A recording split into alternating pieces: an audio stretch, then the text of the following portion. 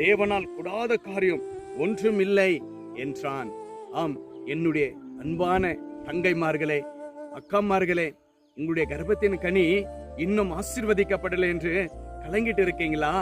வயது ஆகி கொண்டே இருக்கு, திருமணம் ஆகி எத்தனை வருஷம் ஆயிடுச்சு, டாக்டர் கூட ஆகுறதில்லை என்று சொல்லிட்டாங்க, நான் என்ன செய்வேன் என்று கலங்கிட்டு இருக்கிறீர்களா?